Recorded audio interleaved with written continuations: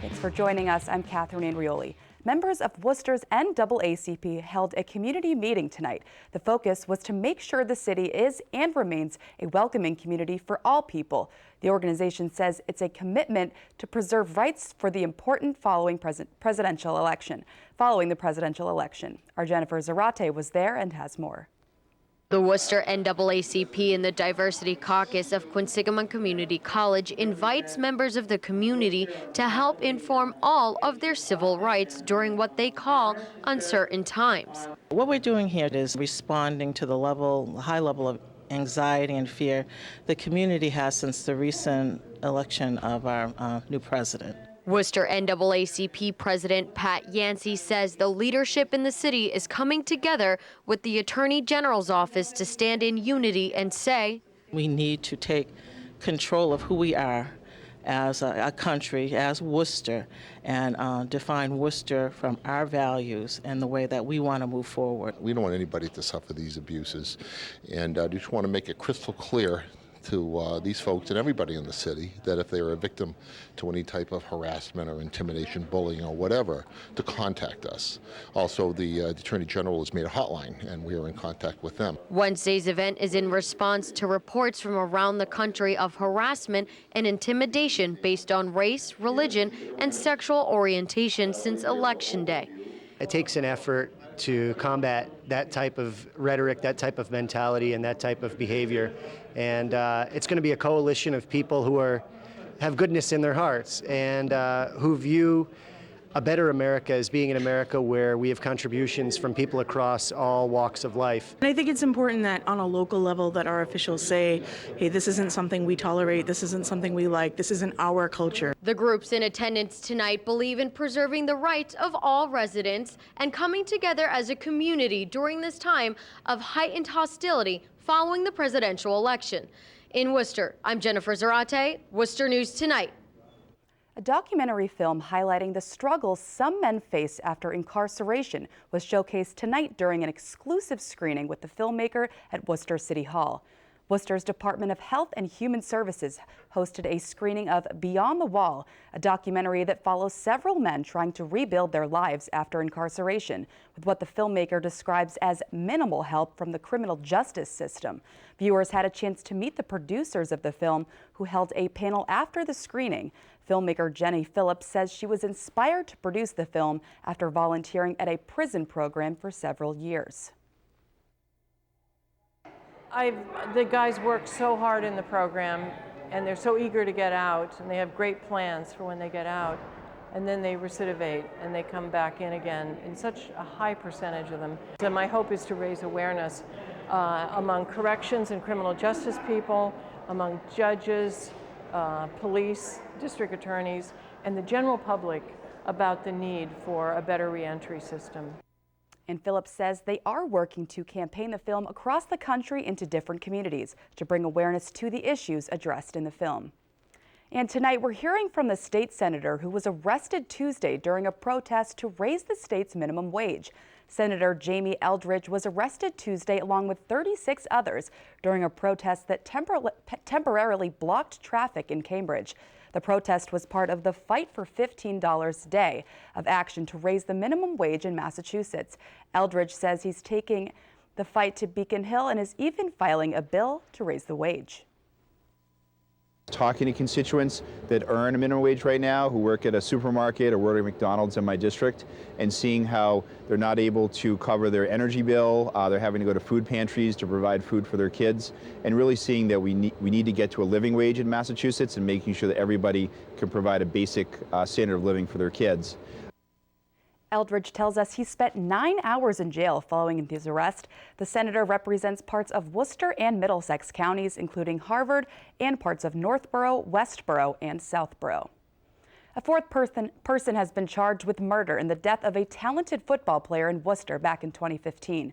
Mass Live reports Javante Day was secretly indicted today and pleaded not guilty in the murder of 18-year-old Samuel Castro. Day is being held without bail. A third suspect was also secretly indicted last week.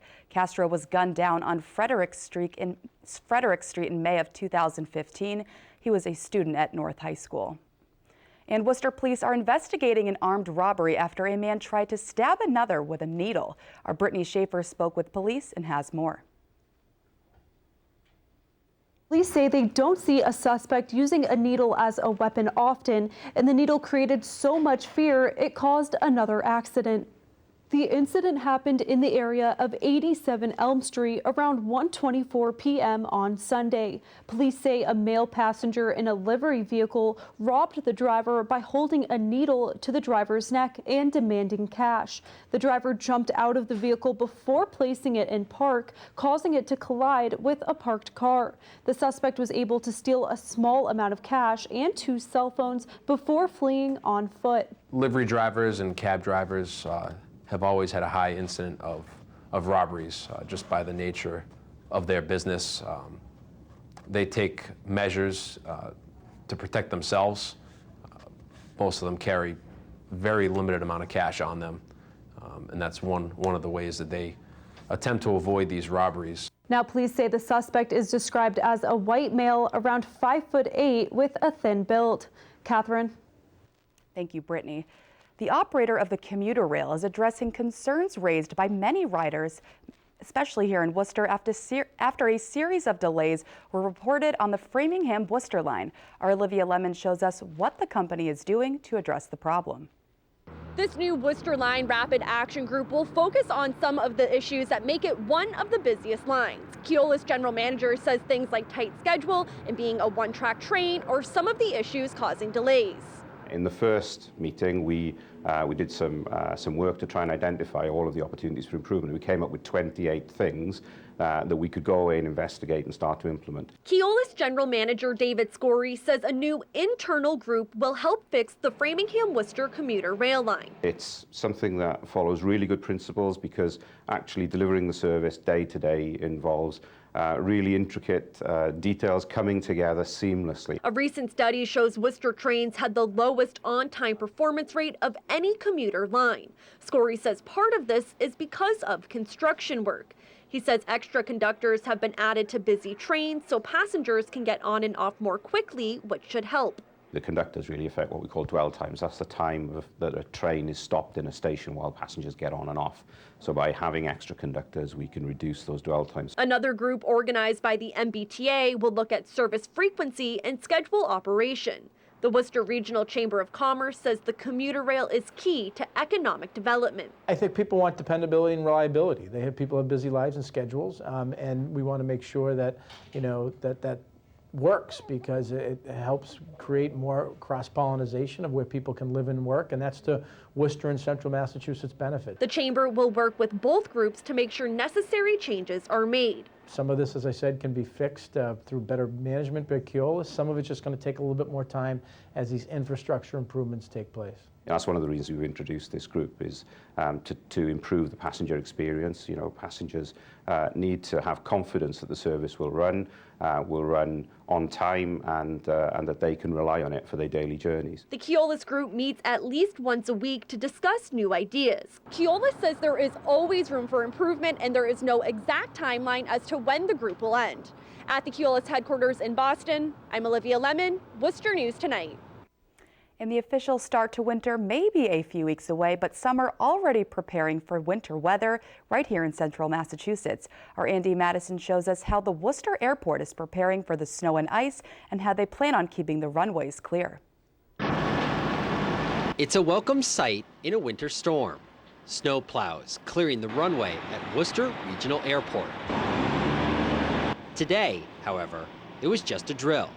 We like to exercise our equipment so that it's not sitting all the time. Keep all the parts moving. If there's any defects on the equipment, we know we can repair them in time. So when the winter comes and snow comes, the trucks are ready and we have no breakdowns. The airport's snow crew has a few new tools to help them deal with snow and ice this season. When it comes to winter weather, crews have to be prepared for the worst. And so they've got 2 machines with blades 24 feet long to help them clear snow and ice off the runway. Behind that is a set of blowers that blow with a wind speed of about 400 miles an hour that helps clean the runway off. So when we make a pass, the plow comes along, leaves about an inch of snow, the broom will take the rest of it off, and any debris that's left, the blowers will blow it off the runway. In total, the team has more than 20 vehicles and specialized equipment for the winter. The modern equipment is a small part of an $86 million investment Massport is making to improve the airport over the next decade. Equipment which can deal with snow, ice, and sleet in a timely manner. We can pretty much clear the runway from edge to edge in about 20 minutes, which keeps the runway open and safe for all the airplanes that want to come and go. The Worcester Regional Airport prides itself on staying open even in the strongest of winter storms. It appears they're ready for Old Man Winter. We don't have control of the weather, but we certainly can control the condition on the airfield, and this is what our personnel can do with this equipment we have. It was a long year. We put a lot of hours in, but we keep plugging along, keep the place open. Andy Madison, Worcester News Tonight.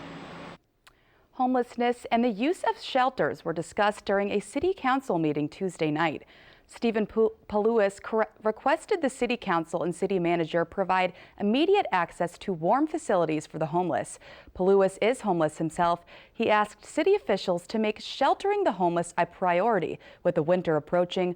Worcester City Councilor Christian King says they are working to determine the best practice to address the issue of homelessness in Worcester, and they're doing all they can.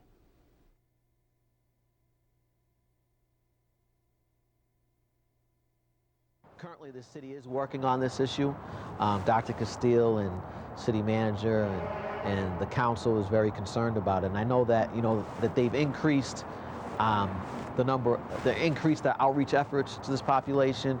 And I know that we're due back for a report on exactly what the recommendations are going to be. King says they are continuing to address the issue of homelessness and are working to find long-term solutions to the